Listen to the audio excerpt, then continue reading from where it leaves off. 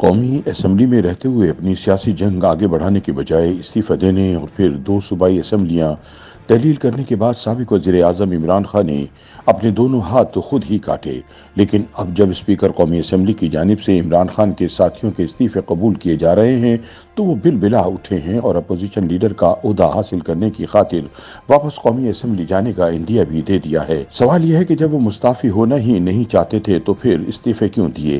خان صاحب اسی طریقے سیاست کی وجہ سے نہ تو نئے آرمی چیف کی تعیناتی میں کوئی کردار ادا کر سکے اور نہ ہی فوری انتخابات کا مطالبہ منوا سکے۔ اپنے تازہ سیاسی تجزیے میں معروف لکھاری وجاہت مسعود ان خیالات کا اظہار کرتے ہوئے کہتے ہیں کہ گزشتہ 11 ماہ میں عمران خان نے مون واک سیاست کا اچھا نمونہ پیش کیا ہے، لیکن یہ فراموش کر گئے کہ چاند پر چہل قدمی کا نتیجہ بے وزنی کی صورت میں نکلتا ہے، یعنی چھلکا سڑک پر تھا اور ٹانگیں ہوا میں تھیں۔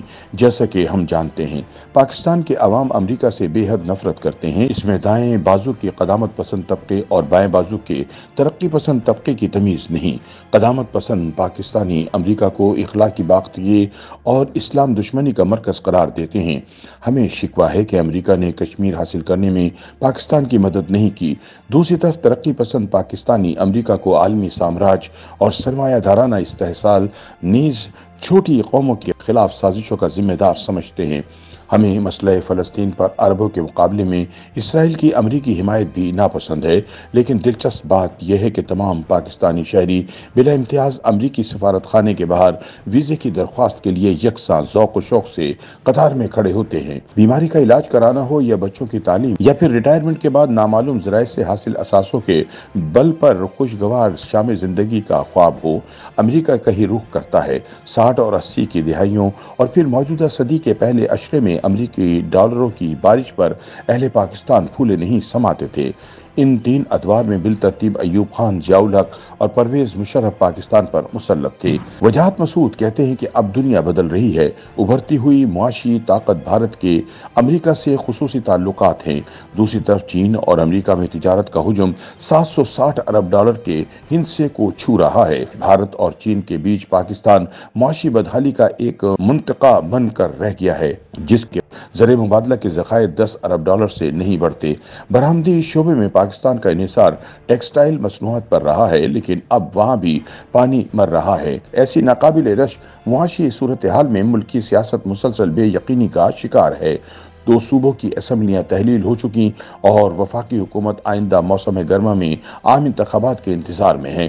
سچ یہ ہے کہ سیاسی بحران کی بنیادی ذمہ داری عمران خان پر عائد ہوتی ہے، جنہوں نے عدم اعتماد کے مسلمہ پارلیمانی طریقہ کار سے انکار کر کے ملک کو مفلوج کر رکھا ہے۔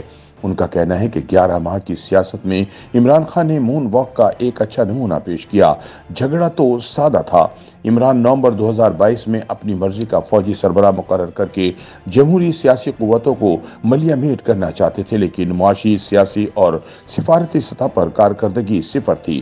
عمران خان کے نقارچی حالیہ مہینوں میں دعویٰ کر رہے ہیں کہ 2022 کی ابتدا میں عمران خان تیزی سے غیر مقبول ہو رہے تھے، لیکن وزارت عظمیٰ سے ہٹائے جانے کے بعد ان کی مقبولیت بڑھ گئی۔ سوال یہ ہے کہ کیا ان اصحاب نے عمران حکومت کے آخری مہینوں میں کسی تحریر یا بیان میں عمران کی عدم مقبولیت کا اعتراف کیا تھا؟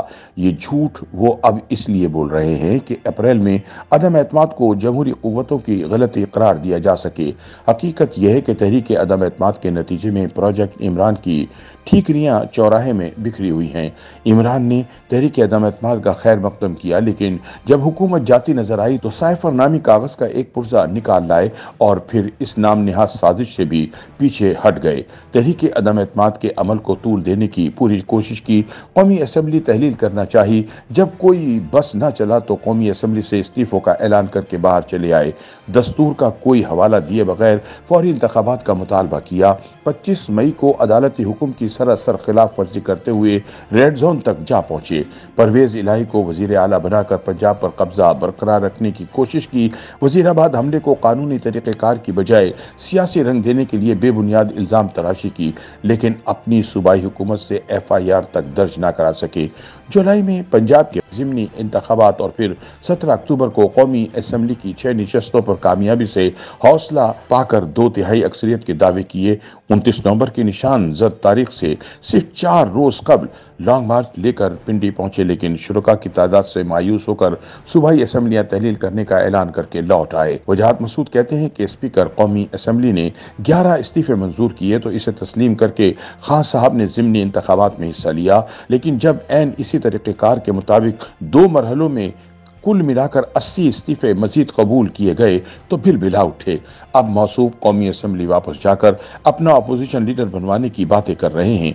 दिलचस्प बात यह है कि इन्हें कौमी असम्बली की अहमियत का एहसास तब हुआ जब वो अपनी 2 सूबाई असम्बलियां तहलील कर चुके थे। लिहाजा ये कहा जाए तो बेजा ना होगा कि खान साहब सड़क पर पड़े केले के छिलके से फिसलकर मुंह के बल गिरने वाले हैं।